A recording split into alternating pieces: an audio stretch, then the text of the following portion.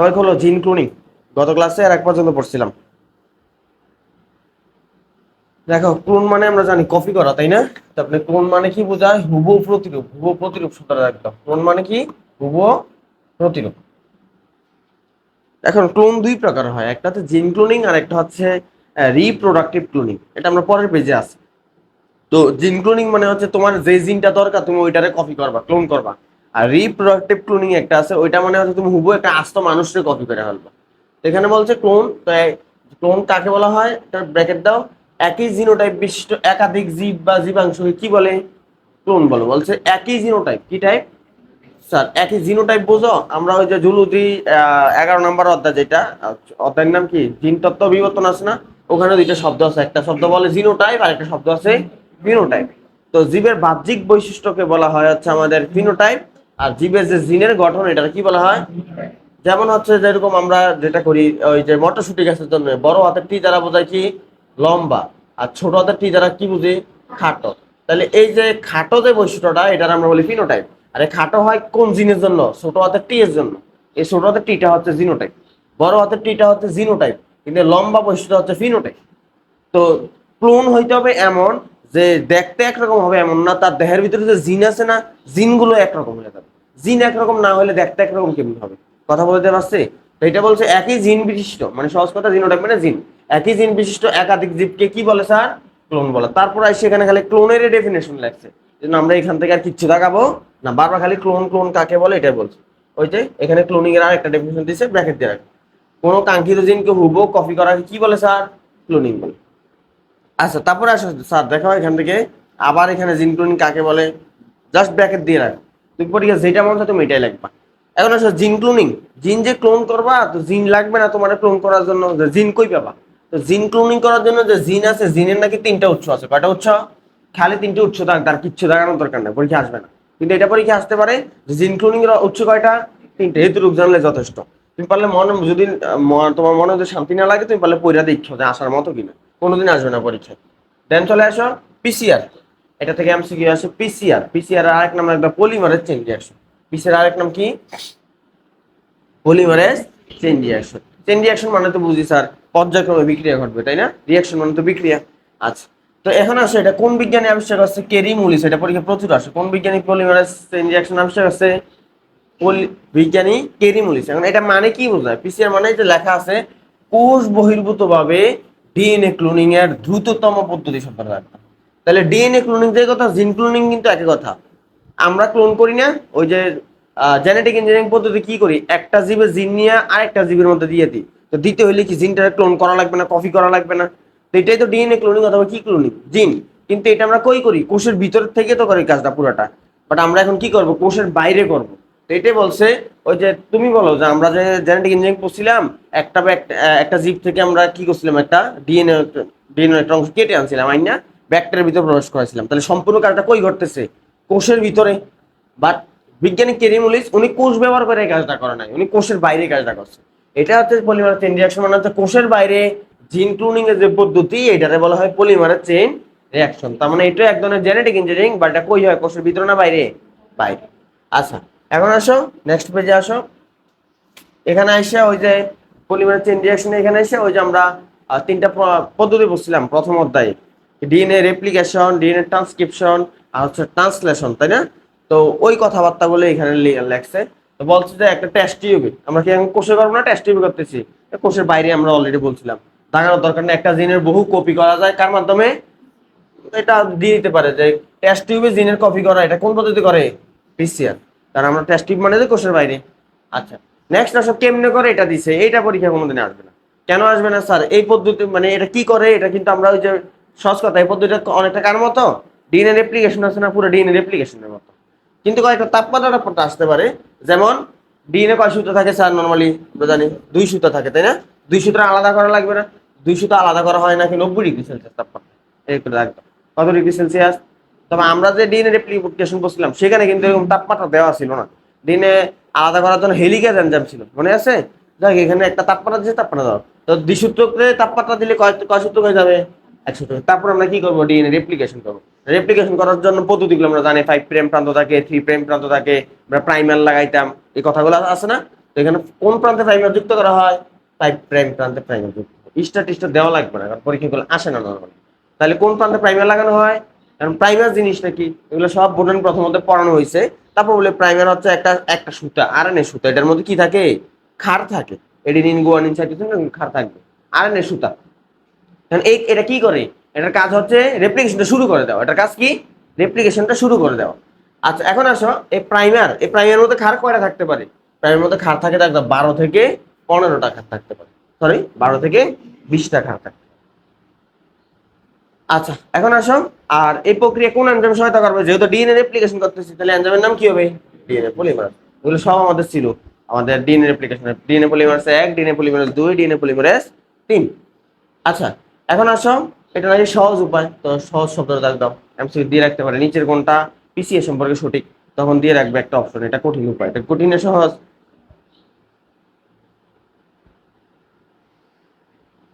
ওকে, এখন বলছে সাধারণত এটা সূত্র তৈরির হার নাকি 1000 বেস প্রতি মিনিট, 1000 বেস প্রতি মিনিট থাকবে। তাহলে পিসিআর এর সূত্র তৈরির হার কত? 1000 বেস প্রতি। তবে বর্তমানে নাকি মিউটেশন করা হয়েছে। মিউটেশন মানে ডিএনএ এর মধ্যে পরিবর্তন, পরিবর্তন করার কারণে এটা নাকি এখন বেড়ে গেছে, বেড়ে হয়ে গেছে 1000 বেস প্রতি সেকেন্ড। 1000 বেস না, 1000 বেস পেয়ার, তাই না? বিপি লেখা আছে। তাহলে আগে ছিল এটার গতি প্রতি মিনিটে কয়টা বেস যুক্ত করা যাইতো? 1000টা বেস। বর্তমানে কয়টা করে যুক্ত করা যায়? প্রতি সেকেন্ডে 1000টা যুক্ত করা যায়। আচ্ছা, তো একটু আগে বলছিলাম স্যার ক্লোনিং কয় প্রকার? 2 প্রকার। একটা হচ্ছে ডিএনএ ক্লোনিং বা জিন ক্লোনিং, একটু আগে যেটা পড়লাম। আর একটা হচ্ছে কি ক্লোনিং? Reproductive cloning. তো ডিএনএ ক্লোনিং তার পড়তেছি না, কারণ এটা তো পড়া হয়েছে। কারণ আমরা কোনটা পড়বো? Reproductive cloning. Reproductive cloning.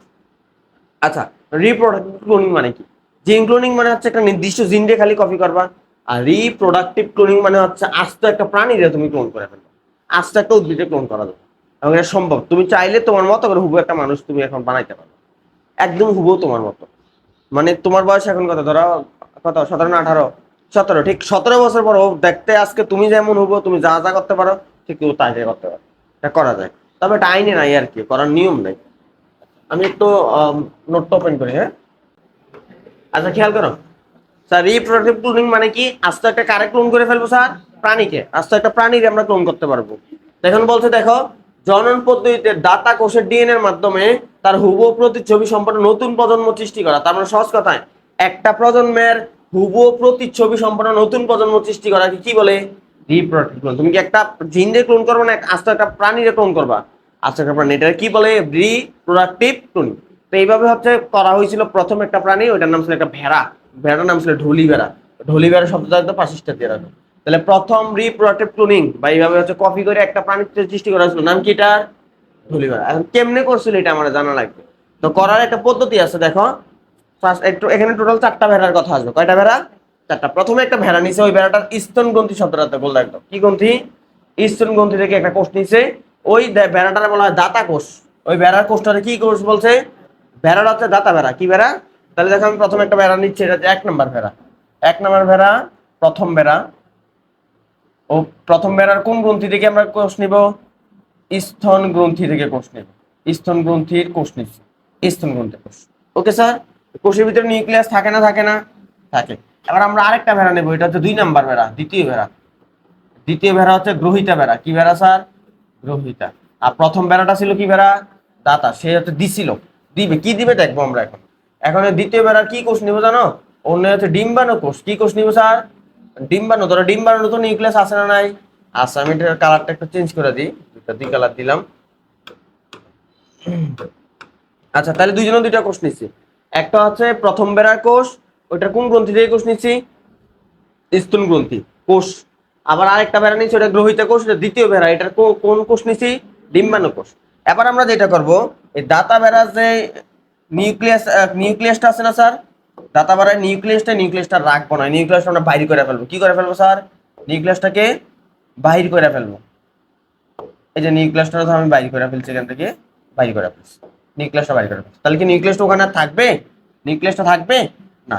আমি এখানে এভাবে না বাইর করলাম, আমি আরেকবার কপি করি। আমরা পরবর্তী ছবিতে যেটা করব, এই কোষে যে নিউক্লিয়াসটা আছে, নিউক্লিয়াসটা বাইর করে ফেলছি।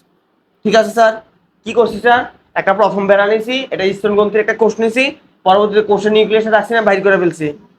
এরপরে যেটা করব আমরা, ওই যে আরেকটা ভেড়া নিয়েছিলাম না, দ্বিতীয় ভেড়া, ওই দ্বিতীয় বেড়ার যে নিউক্লিয়াস ওইটার আমরা এখান থেকে বাইর করে ফেলছি। তারপর আমরা যেটা করবো, দ্বিতীয় বেড়ার যে কোষটা আছে এই কোষের ভিতরে দাতা বেড়ার যে নিউক্লিয়াসটা ছিল না, এই নিউক্লিয়াসটাই এটার ভিতরে দিয়ে দিবে।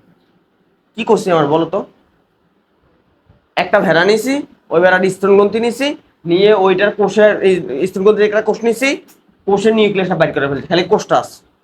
তারপর আরেকটা কোষ ভেড়া নিছি, ওইটা গ্রহিতা কোষ, ওইটা ডিম্বাণু নিছি, ডিম্বাণু নিউক্লিয়াসটা বাইর করে ফেলছি, খালি তাহলে কি আছে, খালি শুধু কোষ। এরপরে যেটা করছি, ওই দাতা ভেড়ার যে কোষের নিউক্লিয়াসটা বাইর করছিলাম, এটা নিয়ে কোন কোষের মধ্যে দিয়ে দিচ্ছি, গ্রহিতা ভেড়া ডিম্বাণুর মধ্যে। এখন বলতো এই কোষটা কি একজনের না দুইজনের? এর নিউক্লিয়াস হইতেছে দাতা ভেড়ার, আর কোষটা হইতেছে গ্রহিতা। কথা কি বুঝতে পারছি? এবার আমরা আরেকটা ভেড়া নিব, এটা হচ্ছে তৃতীয় ভেড়া। কি ভেড়া? তৃতীয় ভেড়া, 3 নম্বর ভেড়া, তৃতীয় ভেড়া। এবার এই তৃতীয় ভেড়ার কি ব্যবহার করবো জানো? তৃতীয় ভেড়ার জরায়ু ব্যবহার করবো। কি করবো স্যার? তৃতীয় ভেড়ার জরায়ু মানে যেখানে বাচ্চাটা বড় হয়, এই জরায়ুর মধ্যে যাইয়া হচ্ছে আমরা এই কোষটা দিয়ে দিব, এই জরায়ুর মধ্যে এটা দিয়ে দিব। নতুন যে একটা কোষ তৈরি হয়েছে না দুইজনের মিলে, এটা কোথায় দিয়ে দিব? জরায়ুতে। কিছুদিন পরে এই জরায়ুর মধ্যে একটা ছোট্ট 4 নম্বর বাচ্চা ভেড়া জন্ম হবে। কি ভেড়া স্যার? বাচ্চা ভেড়া জন্ম হবে। কথা বুঝতে পারছি? টোটাল ভেড়া এখানে কয়টা হইলো? একজনে দিছে কোষের নিউক্লিয়াস, আরেকজনে দিছে কোষ, দুইজনে মিলে যে কোষ দিছে এটা 3 নম্বর ভেড়ার পেটে দিছে, 3 নম্বর ভেড়া 4 নম্বর ভেড়া জন্ম দিছে। এবার বুঝাইতে পারছি? এখন কথা হচ্ছে 4 নম্বর ভেড়াটা দেখতে কার মতো হবে? হুবহু কার মতো হবে জানো? বলো তো। এর পেটে ছিল, এর ডিম্বাণুর কোষ নিচ্ছে, আর ওর নিউক্লিয়াস দিচ্ছে, দেখতে হবে কার মতো? প্রথমটার মতো হয়। কেন স্যার? আমরা জানি কোষের সকল কাজকর্ম কে নিয়ন্ত্রণ করে? নিউক্লিয়াস। কার নিউক্লিয়াস ব্যবহার করছি আমরা? প্রথম ভেড়া। এই জন্য এটা দেখতে হুবহু কার মতো হয় স্যার? 1 নম্বরটার মতো। Clear sir? তাহলে কোন ভেড়ার মতো দেখতে হবে স্যার? দাতা ভেড়া। এই ধারণাটা বুঝতে পারছো? আচ্ছা, এটা কি সেভ করে দিয়ে দিব? আচ্ছা, যাওয়ার সময় দিয়ে দিব। তাহলে দেখো, তাহলে একটা বেড়া, প্রথম বেড়া, এটা কোন গ্রন্থি নিছি? স্তন গ্রন্থি। এটার কি কোষ বলছি? দাতা কোষ। তারপরে এটার আবাদ মাধ্যমে সংখ্যা বৃদ্ধি করা, এগুলো আমার দাগানোর দরকার নাই। আমরা আরেকটা ভেড়া নিব, সেই ভেড়াটা কি? সেটার কোন কোষ নেই মনে আছে? ডিম্বাণু কোষ। ওইটার কি কোষ বলছি? তারপর কি করি? একটা কোষে নিউক্লিয়াস খুললা আরেকটা কোষে দিয়ে দিই, ওই যে নিউক্লিয়াসটা সরাইয়া সেখানে কোন কোষের নিউক্লিয়াস দিয়ে দিই? দাতা কোষের নিউক্লিয়াস। হ্যাঁ, এটা রিটার্ন আসতে পারে। বুঝছো? এবার আসো, তারা যেহেতু নিউক্লিয়াস আর কোষ মিলিত হয়ে গেছে, এখন যদি তুমি এটার শুক্রাণুর সাথে মিলন ঘটাও, তাহলে তারা বিভাজিত হবে না? দুজনে মিলে জাইগোট তৈরি করবে, জাইগোটটা আবার বিভাজিত হবে। এই বিভাজিত যে ভ্রূণটা আছে, ভ্রূণটা কার গর্ভে দিয়ে দিয়েছিলাম স্যার মনে আছে? তৃতীয় ভেড়ায়। তো যখন হচ্ছে আমরা এই ভ্রূণটা 3 নম্বর ভেড়ার মধ্যে দিয়ে দিব, কোথায় দিব? 3 নম্বর ভেড়ার জরায়ুতে। তখন তৃতীয় ভেড়াটা একটা নির্দিষ্ট সময় কোন ভেড়ার চেহারা সম্পন্ন? ধাতা ভেড়ার চেহারা সম্পন্ন একটা বাচ্চা জন্ম দিয়েছিল। এই সব লাইনগুলো একটু দেখা গেল। তো এখানে রিডিংটা পড়লে কেমন অগোছল অগোছল মনে হয়, বাট ছবিটা থাকলে তোমার একটা ক্লিয়ার ধারণা থাকবে। আচ্ছা, আর এইভাবে সর্বপ্রথম কার জন্ম হয়? একটা ভেড়া। ভেড়াটার নাম কি? ঢোলি ভেড়া।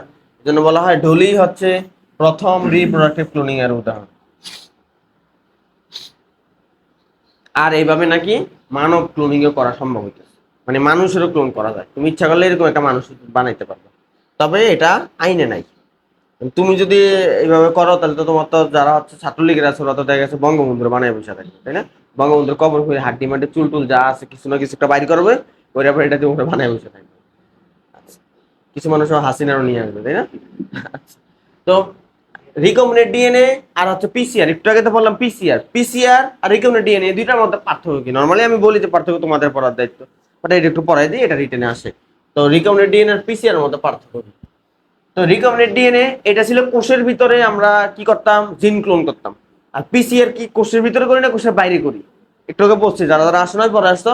পিসিআর হচ্ছে এটাও জিন ক্লোনিং করি, বাট এটা কোষের কই করি? বাইরে।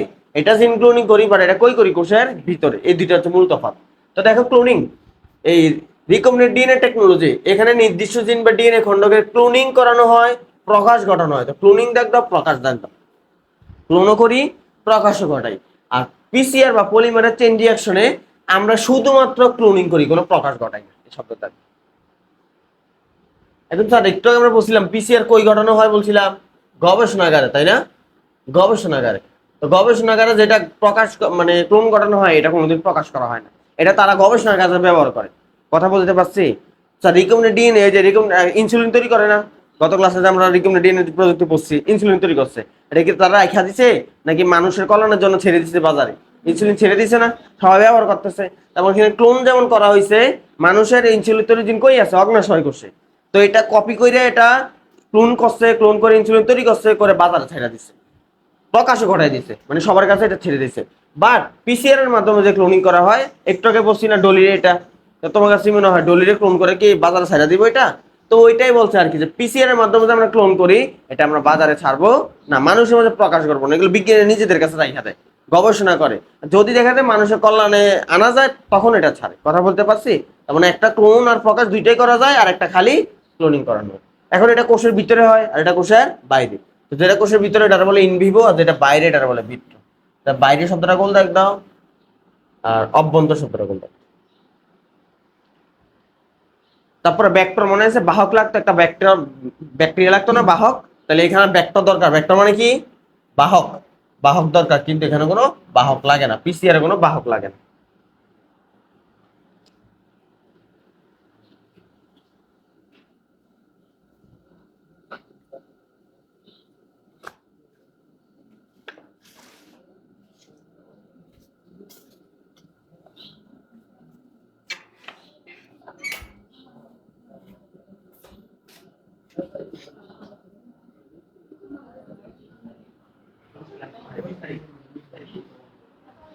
আচ্ছা, তারপর খেয়াল করো, এনজাইম তো লাগে নাকি? তো এখানে যে এনজাইমটা লাগে মনে আছে, দুইটা এনজাইম, একটা নাম ছিল রেস্ট্রিকশন আর একটা নাম লাইগেজ। তাহলে এই যে রেস্ট্রিকশন এনজাইমটা লাগে আর লাইগেজ লাগে। রেস্ট্রিকশন আর এক নাম রেস্ট্রিকশন এন্ডোনিউক্লিয়াস। রেস্ট্রিকশন আর এক নাম কি? কেন এন্ডোনিউক্লিয়াস? এন্ডো মানে কি? ভিতরে। আর নিউক্লিয়াস মানে সে কারে ভাঙে জানো? নিউক্লিক অ্যাসিডে ভাঙে। ডিএনএ কি নিউক্লিক অ্যাসিড না একটা? Deoxyribo nucleic acid. নিউক্লিয়াস মানে ওই এনজাইম যে কারে ভাঙে ফেলে? নিউক্লিক অ্যাসিডে ভাঙে ফেলে, নামের সাথে মিল আছে। তাহলে রেস্ট্রিকশন এনজাইম মূলত তো ডিএনএ কাটে, ডিএনএ কাটে না? আর ডিএনএ একটা কি অ্যাসিড? Nucleic acid. এই জন্য রেস্ট্রিকশন এনজাইমের এক নাম রেস্ট্রিকশন এন্ডোনিউক্লিয়াস। দেন সব পিসিআর এ কি এনজাইম লাগে স্যার? পিসিআর এ ডিএনএ রে আমরা কি করি?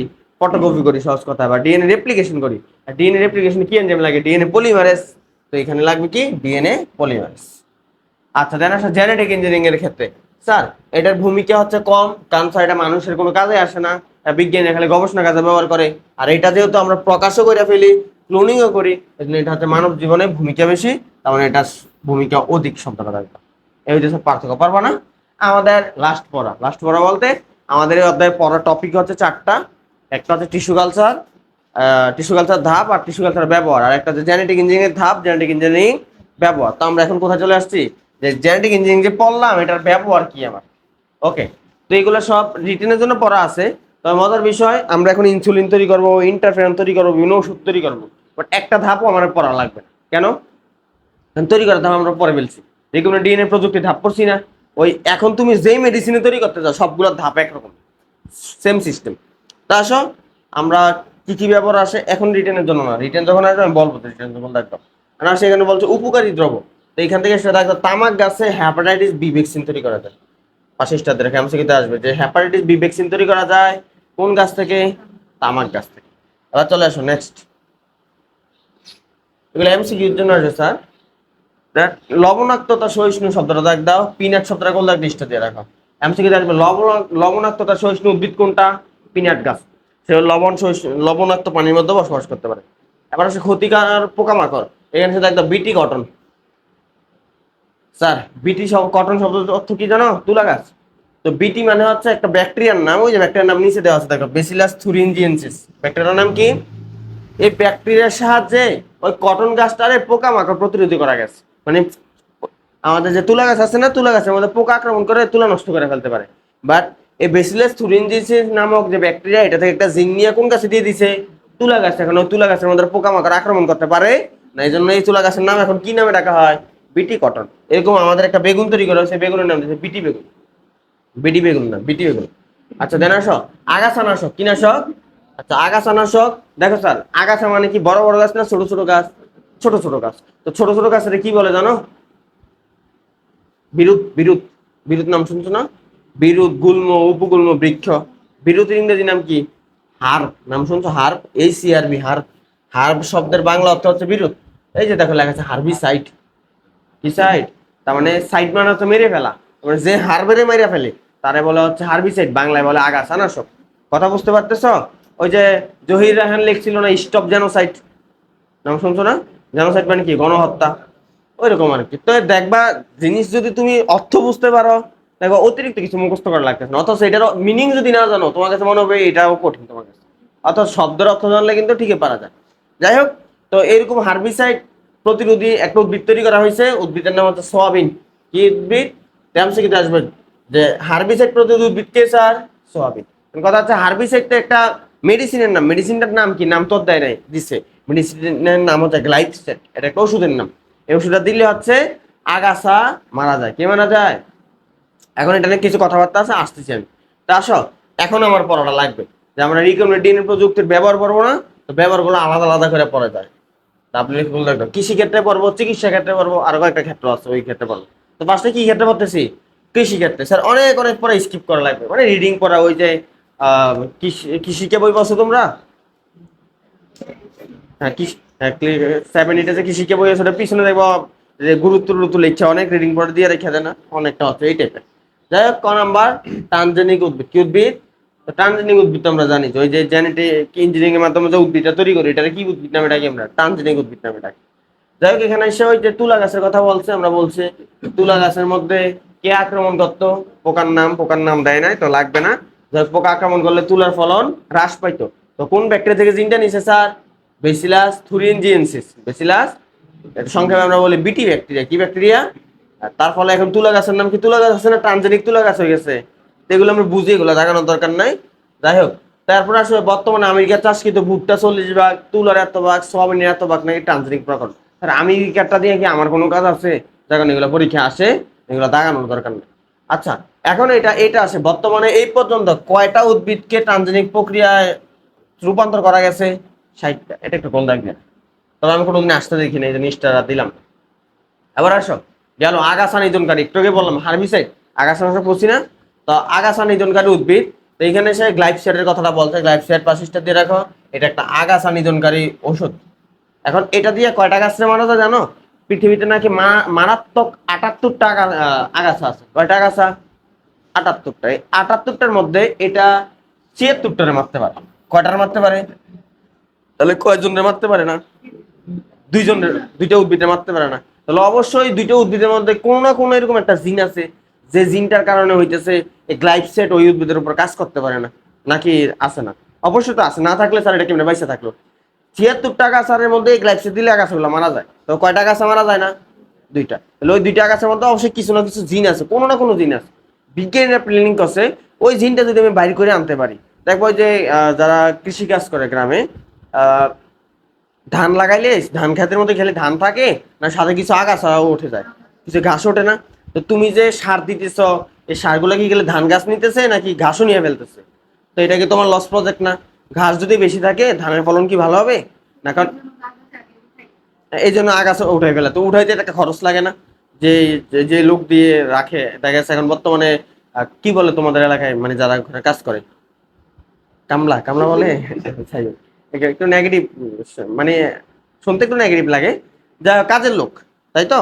তো নর্মালি আমি ছোটকাল থেকে একদম একদম ছোটতে যখন দেখছিলাম, তখন এইগুলার বেতন ছিল 500 টাকা। সারাদিন কাজ করতো, দুপুরে খাওয়াইতো, 500 টাকা। বর্তমানে মধ্যে এগুলো 800 1000 টাকা হয়ে গেছে। প্রচুর দাম হয়ে গেছে।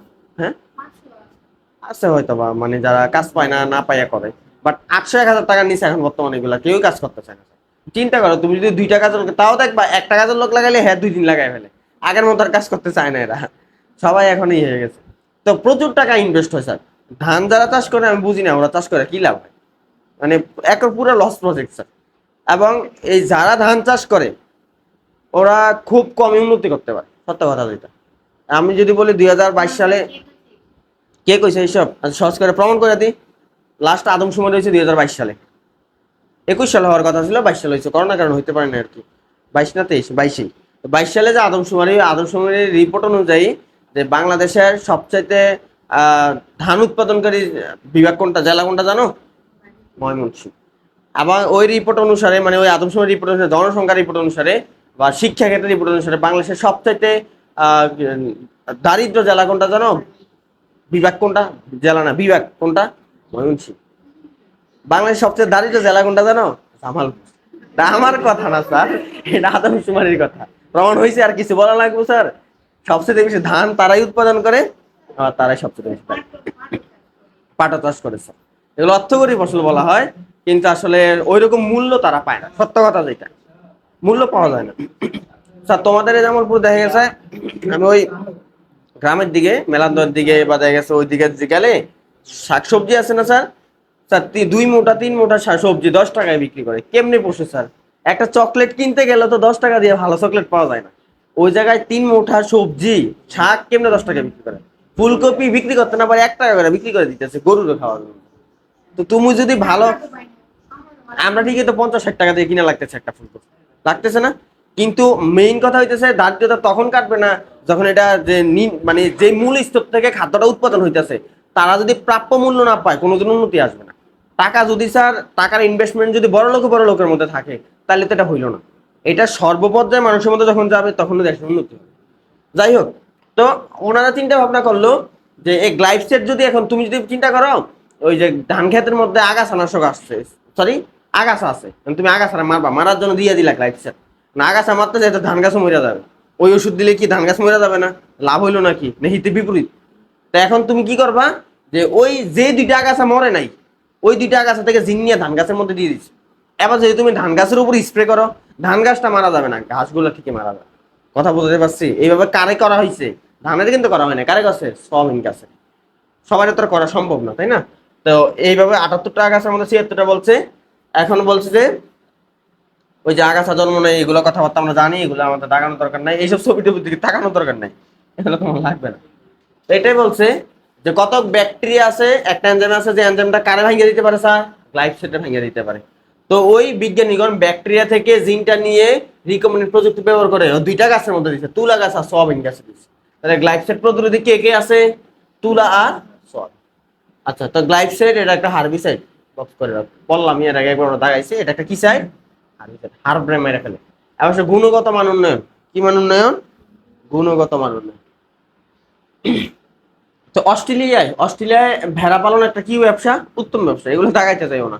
তো আমাদের সিনিয়রদেরকে যখন পড়াইতেছিলাম তখন বলছিলাম, মানে উচ্চারণ করছি যে অস্ট্রেলিয়া ভেড়া পালন একটা উত্তম ব্যবসা। হ্যাঁ, প্রশ্ন করতে স্যার উত্তম ব্যবসা মানে কি? তো প্রশ্ন করার সময় একটু মাথায় রাখতে হবে যে আমি কি প্রশ্ন করতে চাই, এটার কোনো অ্যান্সার আছে কিনা। আচ্ছা, তো এখানে ওই উত্তম ব্যবসা এটা ইসলামিক দিকে নিয়ে গেছে যে উত্তম ব্যবসা মানে ওইটা কিনা। উত্তম ব্যবসা মানে বুঝতে লাভজনক ব্যবসা বোঝাচ্ছে এখানে। তো আসলে এই ভেড়া থেকে কি কি পাওয়া যায়? অনেক কিছু পাওয়া যায় স্যার। দুধ পাওয়া যায়, মাংস পাওয়া যায়, তারপর লোম পাওয়া যায়, চামড়া পাওয়া যায়, পাওয়া যায় না? আবার খেলাধুলার জন্য সঙ্গী হিসেবে পাওয়া যায়, তাই না? গৃহপালিত পশু পাখি থাকলে কিন্তু মন ভালো থাকে, এটা জানো? যারা ডিপ্রেশন, ভেড়ারটা বাদ দাও, মানে নর্মাল অন্যান্য যে গৃহপালিত পশু আছে এগুলা যারা লালন পালন করে ওরা কোনোদিন ডিপ্রেশনে যায় না। আর যে একলা একলা বসে থাকে ঘরের মধ্যে আজীবন, ডিপ্রেশন হয়ে যাবে। তো এইগুলোতে এগুলো পাওয়া যায়। তো এরা কি খায়? এরা নাকি ঘাস খায়, ঘাসের নাম ক্লোভার ঘাস, স্টার দিয়ে রাখো। তাহলে তোমার অস্ট্রেলিয়াতে ভেড়াগুলো এগুলো কি ঘাস খায়? ক্লোভার ঘাস। সমস্যা হইতেছে এই ক্লোভার ঘাসের মধ্যে একটা জিনিস অভাব আছে। কিসের অভাব? সালফারের অভাব। কিসের অভাব স্যার? সালফারের কারণে, সালফারের অভাবের কারণে এদের লোমগুলো ভালো হয় না, লোমগুলো ছোট ছোট লোম হয়। আর লোম ছোট হইলে স্যার লোম দিয়ে কি করে স্যার? শীতকালীন জ্যাকেট গুলো আছে না, জ্যাকেট গুলো বানায়, তাহলে তো দেখা গেছে ওই দিক দিয়ে একটা অর্থকরী মানে সেক্টর ক্ষতিগ্রস্ত হইতেছে না লোম না থাকার কারণে। তাহলে এখন কি করা লাগবে? তাদেরকে সালফার সমৃদ্ধ খাবার খাওয়াইতে হবে। তা আরো তো ঘাস আছে, অন্যান্য সব ঘাসের মধ্যে কিন্তু সালফার আছে। তো এরা ঘাটতারা পুরা আমার মতো কি না, আমি ক্লোবার ক্লোবার খাবো, আমি এছাড়া কিছু খাবো না, দিলে দাও নাহলে খাবো না, খাই মরে যাবো। তো হইতেছে কয় না আমি ক্লোবার গাছ থাকি, ওরা বোঝানো যায় না যে এটার মধ্যে সালফার নাই। তুমি কি করবা করো, তাই কি করছে এখন? আর জেনেটিক ইঞ্জিনিয়ারিং এর সাহায্য নিচ্ছে। যেটা করছে বিজ্ঞানীরা সূর্যমুখী গাছ নিয়েছে। কোন গাছ স্যার? সূর্যমুখীর গাছ। সূর্যমুখীর মধ্যে সালফার তৈরি করার জিন আছে। কি তৈরি জিন আছে? তো সালফারের অ্যামাইনো অ্যাসিড সৃষ্টিকারী যে জিন আছে, কোন ব্যাকটেরিয়ার সাহায্যে? ব্যাকটেরিয়ার নাম মনে রাখা লাগবে, অ্যাগ্রোব্যাকটেরিয়াম পিউমেফেসিস। ব্যাকটেরিয়ার নাম কি? কোন গাছ থেকে আমরা এটা নিছি? সূর্যমুখী গাছ থেকে সালফার তৈরি জিন নিছি। নিয়ে কোন ব্যাকটেরিয়ার সাহায্যে এটা আমরা ক্লোভার গাছে দিয়ে দিছি? অ্যাগ্রোব্যাকটেরিয়াম ব্যাকটেরিয়ার সাহায্যে। তাহলে সূর্যমুখী থেকে সালফার তৈরি জিন অ্যাগ্রোব্যাকটেরিয়ামের মাধ্যমে কোন গাছে দিয়ে দিছি? এখন এই ক্লোভার গাছের মধ্যে সালফার তৈরি হয়। এখন এই ক্লোভার গাছ খাইলে বেচারার পেটের খিদে যেমন পূর্ণ হয়, বেচারার লোম এখন বড় হয়। ঠিক আছে? এইগুলাই রিটেন আসলে এগুলো লিখতে পারবো না, জাস্ট পয়েন্টগুলো মনে রাখবা। আর এই পয়েন্ট যদি ভুললে যা লিখে রাখবা ভেড়ার লোমের মান উন্নয়ন করানোর জন্য। বোঝো না? তুমি নিজের মতো করে একটা পয়েন্ট লিখে দিবা আর কি। পয়েন্ট ভুললে যাবা মানে যে পয়েন্ট লাগবে না জিনিসটা এমন না। গেলে আবার সুপার রাইস, কি রাইস? রাইস মানে তো ভাত না, না চাল। সুপার রাইস, এটা একটা হচ্ছে গোল্ডেন রাইস। কি রাইস? আচ্ছা, তো গোল্ডেন রাইস কেন বলা হয়? সোনালী ধান, আর ধানের কালারও তো একটু সোনালী ধরনের, তাই না? ওই কারণে না, এটার মধ্যে একে একে তিন জিনিস পাওয়া যায়, ওই যে লেক্সানের মধ্যে একের ভিতর সাত। আচ্ছা, তখন আসো বাংলাদেশ সহ এশিয়ার বিভিন্ন দেশের মধ্যে কিসের অভাব আছে স্যার? ভিটামিন এর অভাব আছে। এগুলো দেখানোর দরকার নেই। নর্মালি হচ্ছে ওই যে আফ্রিকা মহাদেশ আছে না, তো দারিদ্র কিন্তু অনেক আফ্রিকা মহাদেশের, মানে অনেক কিছু কিছু দেশ আছে এত দারিদ্র কল্পনার বাইরে। মানে ওই বিভিন্ন ডিসকভারি চ্যানেল বা অন্যান্য চ্যানেলের মতো মাঝে মাঝে দেখলে দেখবা, এগুলো খুব লম্বা হয়, অনেক লম্বা হয়, কিন্তু কিন্তু পেটে পিঠে এমন ভাবে লাইগা থাকে, আবার একটু কালো টাইপের হয়। আর প্যান্ট একটা হাফ প্যান্ট পরে থাকবে, আর কিছু থাকবে না ওদের নর্মালি। তো একবারে শুকনো টাইপের হয় খাবারের অভাবে। এবং ওরা কি কি যে বাজে খাবার খায়, না পাইরা খায় আর কি। আমি দেখছি যে ওই যে নারী ভুড়ি আছে না, এগুলোরে খালি সিদ্ধ করে খায় ফেলতেছে, এরকম ভিডিও আমার সামনে আসছে। আচ্ছা, যাই হোক, যেটা বলতেছিলাম, তো ওরা দেখা গেছে স্যার ভাত খাইতে ভাত পায় না। এখন ওদের যদি ভিটামিনের এর অভাব হয়, ভিটামিনের এই ক্যাপসুলের দাম কত জানো? অনেক টাকা স্যার, এক একটা ক্যাপসুলের দাম মানে তোমার মিলিগ্রামের উপর ডিপেন্ড করে ডিফারেন্স করতেছে, অনেক দাম। তো ভাত খাইতে পারে না, একটা ক্যাপসুল 70 টাকা দিয়ে কেমনে কিনে খাবা? কথা বোঝো নাই? তো এই জন্য বিজ্ঞানের চিন্তা ভাবনা করলাম, আমরা যদি এমন একটা চাল তৈরি করতে পারি যে চালের মধ্যে ভিটামিন এ থাকবে, তাহলে এখন কি হবে? ওই চাল খাইলে কি হয়ে যাবে? ভিটামিন এর অভাব যেমন পূর্ণ হয়ে যাবে, তেমন তাদের যে খিদার অভাব সেটা পূর্ণ হয়ে যাবে, তাই না? তো এই বুদ্ধি থেকে একজন বিজ্ঞানী, ডাক্তার বিজ্ঞানী ইঙ্গো পট্রিকাস, উনি হচ্ছে সুপার রাইস উদ্ভাবন করছে। তো উনি কোথা থেকে জিন নিছে, উনি কোন গাছের মধ্যে জিনটা দিছে? ধান গাছে। বাট ধান গাছের নাম কি? ধান গাছে তো অনেক নাম আছে, বিরি ধান, এই ধান, ইরি ধান, নাম শুনছেন এগুলো? 28, চিকনা চাল, আচ্ছা 29, ঝাপুনিকা দাগদা, ঝাপুনিকা ধানের মধ্যে দিছে। কোন কোন ধানের মধ্যে প্রবেশ করেছে? ঝাপুনিকা ধান। এখন কথা হচ্ছে জিনটা নিচে কোন গাছ থেকে? জিন নিচে ড্যাফোডিল গাছ থেকে। কি গাছ? ড্যাফোডিল গাছের নাম শুনছো? বিশ্ববিদ্যালয়ের নাম শুনতে বলছো, তাই না? ড্যাফোডিল গাছ। ড্যাফোডিল থেকে হচ্ছে বিটা ক্যারোটিন। বলে স্যার বিটা ক্যারোটিন আবার কি জিনিস? স্যার আমরা যে বলি vitamin A, vitamin A, vitamin A মানে কিন্তু ভিটামিন এ না, এটা ভিটামিন এ হচ্ছে ইয়ার নাম, কি বলবো, একটা ট্রেড নেম বলতে পারো, ব্যবসায়িক নাম। কিন্তু এই ভিটামিন এ এর রাসায়নিক যৌগটার নাম হচ্ছে বিটা ক্যারোটিন। কি ক্যারোটিন?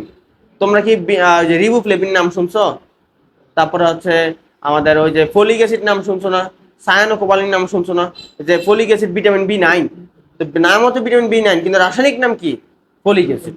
ওইরকম আর কি, আমরা ভিটামিন এ বলি, কিন্তু এটা রাসায়নিক যৌগটার নাম কি? Beta carotene. প্যারাসিটামল, প্যারাসিটামল বলো, বলো না? প্যারাসিটামলের রাসায়নিক নাম জৈব যৌগের মধ্যে আছে, আছে না? ইহা বড় একটা নাম, খাই ফেলছি, এগুলো তো অনেক আগে করছি।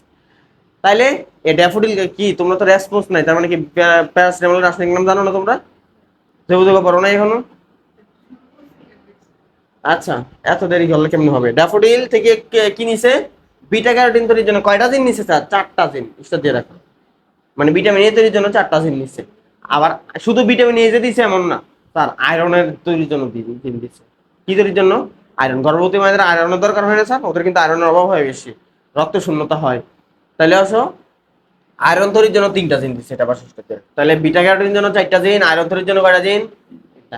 এখন দেখা যাচ্ছে ওই চালটা খাইলে একই সাথে ভাত যেমন খাইতেছে, আয়রনের অভাব পূরণ হয়ে যেতেছে, ভিটামিন এর অভাবও পূরণ হয়ে যেতেছে। এবার সব বর্গ নাম্বার, রোগ প্রতিরোধ ক্ষমতা উৎপাদন, কিছু লেখা নাই, মানে আমাদের যে এমসিকিউর জন্য দাগানো লাগবে এরকম কিছু লেখা নাই, এজন্য আমরা কিছু দাগাইলাম না।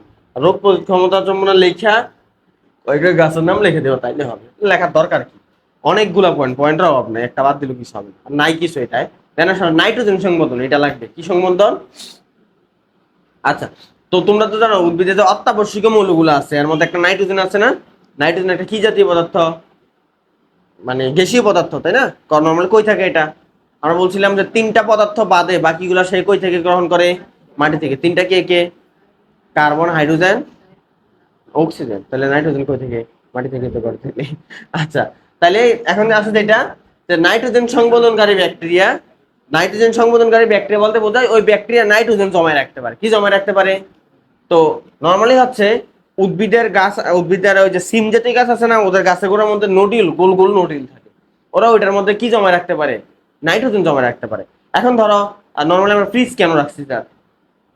কেন? মানে খাবার যাতে স্টোরেজ করতে পারি, স্টোরেজ করার জন্য না, যাতে আমরা যাতে 2-3 দিন পরও খাবার খাইতে পারি, এই জন্য। একইভাবে ওই যে সিম গাছ জাতীয় যে গাছ আছে, ওদের গাছের গোড়ায় নোডিউল থাকে, নোডিউলের মধ্যে তারা নাইট্রোজেন জমায় রাখে। যখন নাইট্রোজেনের অভাব হয় তখন ওই নোডিউল থেকে নাইট্রোজেনটা তারা ব্যবহার করে। তো এরকম কিছু ব্যাকটেরিয়া আছে, ওরাও নাইট্রোজেন জমাইতে পারে, ওদের বলে নাইট্রোজেন সংবন্ধনকারী ব্যাকটেরিয়া। তো ওই ব্যাকটেরিয়ার মধ্যে একটা জিন আছে, জিনটার নাম হচ্ছে নিপ জিন, খুবই গুরুত্বপূর্ণ নিপ জিন। আর এই জিনের কাজ হচ্ছে নাইট্রোজেন জমানো, ওর কাজ কি?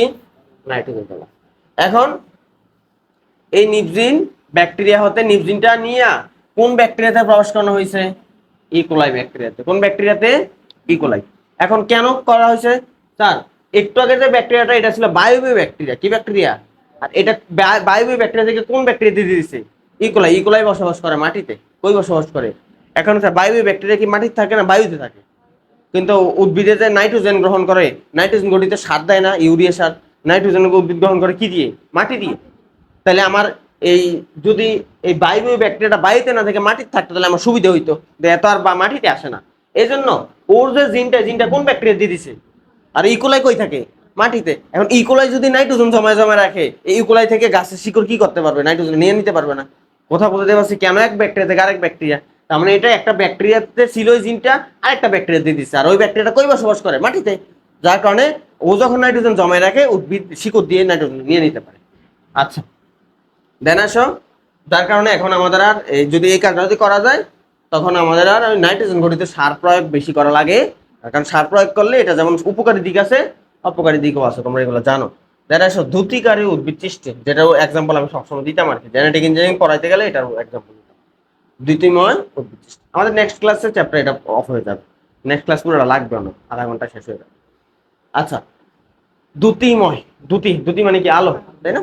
তো জোনাকি পোকা, জোনাকি পোকার দেহের মধ্যে একটা এনজাইম আছে, ওটার নাম হচ্ছে লুসিফারের এনজাইম। কি এনজাইম? নাম শেষে এজ আছে, আছে মানে কি? এনজাইম। তো লুসিফারের এনজাইম, এই এনজাইমের প্রভাবে একটা রাসায়নিক পদার্থ গঠিত হয়। রাসায়নিক পদার্থের নাম দেখো লুসিফেরিন। কি ফেরিন? তাহলে একটা হচ্ছে এনজাইমের নাম, আর একটা হচ্ছে রাসায়নিক পদার্থের নাম। এনজাইমটার নাম কি? লুসিফারেস, আর রাসায়নিক পদার্থের নাম কি? লুসিফেরিন। এই লুসিফেরিনের কারণে হচ্ছে ওদের পিছনে আলো জ্বলে। ঠিক আছে? এখন বিজ্ঞানীরা কি করলো, যে এই আলোটারে যদি আমরা ব্যবহার করতে পারি, এখন এটার জন্য ওরা যেটা করছে, এই লুসিফেরিন তৈরির জন্য যে জিন আছে, এই জিনটা বাইর করে কোন গাছে দিয়ে দিছে? তামাক গাছ। কোন ব্যাকটেরিয়ার মাধ্যমে দিছে এটা দেয় না, তো তোমারও জানার দরকার নেই। এখন দেখা গেছে ওই তামাক গাছ বিভিন্ন রেস্টুরেন্ট বা রাস্তার আশেপাশে লাগানো হয়েছে। রাত্রেবেলা দেখা যাচ্ছে কারেন্ট না থাকলে দেখা যাচ্ছে ওই গাছ পুরো জল জল করে জ্বলতে থাকে। তামাক গাছ ছিল না? তামাক গাছ এক জিনিস, গাঁজা গাছ আরেক জিনিস, দুটো কিন্তু এক জিনিস। তোমরা কি এক বক্তা নাকি? তামাক গাছ একটা, গাঁজা গাছ আরেকটা। অনেকটা পুরো সবজির মতো। আচ্ছা, পুরা কি কি সবজি বলবো? ছোট ছোট গাছ, সবুজ সবুজ ছোট থাকে। আর গাঁজা গাছ একটু বড় টাইপের হয়, পাতাগুলা পুরা কিসের মতো বলবো, মানে পাঁচ আঙ্গুলের পাতার মতো, তাই না? আচ্ছা, নেক্সট আসো। আহ বীজহীন ফল সৃষ্টি। কি ফল সৃষ্টি? বীজ। আচ্ছা, বীজহীন ফল সৃষ্টি বলতে কি বোঝাইতেছে? মানে ওই যে তরমুজ আছে না, জাপানে এটা আবিষ্কার করা হয়েছে, তরমুজের বীজ নাই, ওরা এটা আবিষ্কার করছে। তাই আমি শিখতে আসে নিচের কোন ফলটিকে বীজহীন সৃষ্টি করা হয়েছে? তরমুজ। তরমুজ সকল রাখবে। আবার খরা প্রতিরোধী জাত সৃষ্টি। কি প্রতিরোধী? খরা। তো খরা প্রতিরোধী জাত মানে হচ্ছে ওরা অধিক তাপমাত্রায় বসবাস করতে পারে, তাপমাত্রা অনেক বেশি, বৃষ্টি নেই অনেকদিন, তাও তারা বাইসে থাকবে। তো এটা কে স্যার? ভুট্টা। ভুট্টা বাসিষ্ঠ দেরা। তাহলে খরা প্রতিরোধী জাত কোনটা? ভুট্টা। গত ক্লাসে বলছিলাম, গত ক্লাস আজকে বললাম লবণাক্ততা একটা ছিল, পিনাট। এখন কথা হচ্ছে এটা কোন ব্যাকটেরিয়ার মাধ্যমে প্রবেশ করানো হয়েছে, বা এই জিনটা কোন ব্যাকটেরিয়া থেকে নেওয়া হয়েছে? তা আমরা বলছি না কিছু কিছু ব্যাকটেরিয়া আছে অনেক বেশি তাপমাত্রায় বেশি থাকতে পারে, 80 ডিগ্রি সেলসিয়াস বেশি থাকতে পারে। তো এটা নেওয়া হয়েছে বেসিলাস সাবটিলিস থেকে। কথা হচ্ছে কোন জিন নিছি স্যার? এগুলো মনে রাখতে পারলে ভালো, না পারলে আরো ভালো, সমস্যা নাই, কিন্তু অন্তত এই কথা মনে রাখো। কোন উদ্ভিদ এটা? ভুট্টা। জিনটার নাম হচ্ছে সিএসপি বীজ। আমি এগুলো পড়ছি বাট মনে থাকতো না, তবে ইদানিং আইসা পড়ে, কিছু করার নাই। বলছিলাম স্যার সিলেবাসটা অনেক কি হয়ে গেছে, পুরাতন। পুরাতন হওয়ার কারণে এখন দিন দিন প্রশ্ন কঠিন হইতেছে। এবার আসলে লবণাক্ততা, এটা তো পড়ছি আমরা, তাই না? লবণাক্ততার নাম কি ছিল? পিনাট। এই কথাটা মনে রাখতে হবে। কথাটা কোন জিন থেকে নিছে? সরি, মানে কোন জীব থেকে নিছে? অ্যারাবিডোপসিস। এটা একটা উদ্ভিদের নাম ছিল বোধহয়, তাই না? পুষ্পমঞ্জুরি ব্যবহার করে ব্যাকটেরিয়াদের ডুবাই রাখলে, সাসপেনশনে ডুবাই রাখলে ট্রানজিটিং উদ্ভিদ তৈরি হয়, এই কথা লেখা ছিল। যাই হোক, তো এটা থেকে কোন জিন নেওয়া হয়েছে? এটি এক্সাই। মনে রাখতে পারলে ভালো, না পারলে আর ভালো, সমস্যা নেই। কিন্তু পিনাট আর ভুট্টা মনে রাখতে হবে, একটা হচ্ছে খরা প্রতিরোধ, একটা হচ্ছে লবণাক্ততা প্রতিরোধ। নেক্সট আসো ট্রানজেনিক প্রাণী বা জিএম প্রাণী সৃষ্টি। তো এতক্ষণ যা যা বললাম এগুলো সব উদ্ভিদ ছিল না? ট্রানজেনিক প্রাণীও তো তৈরি করা যায়, তাই না? কিন্তু প্রাণীর কোনো উদাহরণ উদাহরণ দেয় নাই, আমরা এগুলো কিছুই দাগাবো না। তারপর চলে আসো 9 নম্বর পয়েন্ট, ক্ষতিকর, এরপর কিছু নাই এগুলোর মধ্যে। ক্ষতিকারক কীট পতঙ্গ প্রতিরোধ উদ্ভিদ সৃষ্টি, ক্ষতিকারক কীট পতঙ্গ। তো পোকামাকড় আমাদের অনেক ফসল আক্রমণ করে না, তো এই ফসলের যদি আক্রমণ না করতে পারে আমরা এগুলা ওই উদ্ভিদের মধ্যে জিন দিয়ে দিই। তো এখানে এসে ফার্স্টে একটা দিচ্ছি ইউরোপিয়ান কর্ণভোড়ার, কর্ণভোড়ার দেখতো কি ভোড়ার, নাকি এক প্রকার মদ, মদ বোঝো, ওই বিয়ার গেলস বা ডিসকভারি যে কয়েকটা আছে কাপড় লগা আছে না একটা, আছে কিনা ডিসকভারির মধ্যে একটা কাপড় লগা ছিল না, ম্যান ভার্সেস ওই এটা। তো ওরা দেখবা যে বিভিন্ন গাছের পুরাতন গাছ পড়ে থাকে, ওইটা যে বাকল আছে বাকল ছাড়া এই মোটা মোটা ট্রিং ব্রিং করতে থাকে, তাই না, খায় না এগুলা। তো মত হচ্ছে ওইরকম পোকা। তো এই পোকাগুলা এর লার্ভা গুলা কারা ক্ষতি করে দেখতো, ভুট্টা গাছের ক্ষতি করে ফেলে। কারে স্যার? যার কারণে ভুট্টার ফলন নাকি 40 ভাগ পর্যন্ত হ্রাস পায়। কতবার? এই জন্য আমরা যেটা করছি, এই বেসিলাস থুরিনজিনেসিস, যেটা আমরা সংক্ষেপে কি বলি স্যার, বিটি। বেসিলাস থুরিনজিনেসিস এর থেকে একটা জিন নিয়ে কোন গাছে দিয়ে দিছি, ভুট্টা গাছ। জিনের নাম দেয় নাই, ভালো হয়েছে। আর এত কেউ তথ্য আমাদের লাগবে না।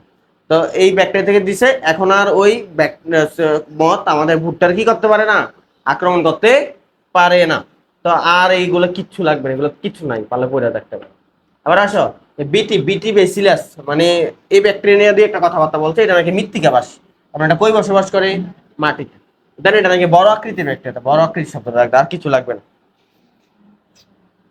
দেন আসো 3 নম্বর পয়েন্ট, স্টেরাইল ইনসেক্ট টেকনিক। এগুলো সব পোকামাকড় মারার জন্য আর কি। নাম কি? Sterile insect technique. আমার কাছে মনে হয় এটা আসলে একটু বেশি কষ্টদায়ক।